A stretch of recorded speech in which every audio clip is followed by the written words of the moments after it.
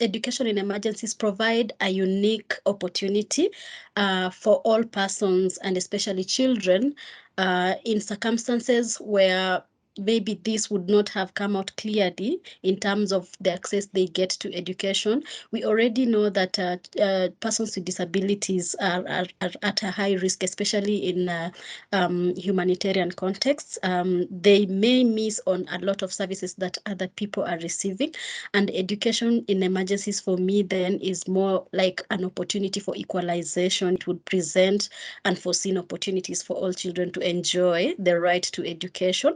Like in places where I have worked, you find that parents are not aware that, children need to continue with their education because maybe where they're coming from in the mainstream education systems, children with disabilities have not had the opportunity, to access schooling. And then in cases of crisis or maybe emergencies, when education and emergency projects are well designed and implemented, it really creates an equal ground for children to continue with life after a crisis. It creates an opportunity for children to see each other as, equals. The education system provides a space where children can freely interact and even forget about the happenings.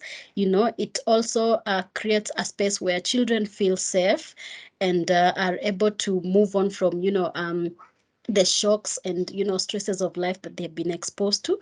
So for me, education in emergencies is provides a platform where opportunities are presented to children with disabilities in cases where then this would not have happened. Education in emergencies is a hidden gem, like a hidden gem for fueling disability inclusion or generally social inclusion, especially for groups that have been excluded over time or marginalized. If well implemented, if well utilized, if well embraced, children with disabilities will benefit largely from education in emergency setups, where then things have to change drastically, especially when communities are being supported to move through the recovery after an emergency. I believe that this is the best time then for children with disabilities to get the exposure to services that they never, received.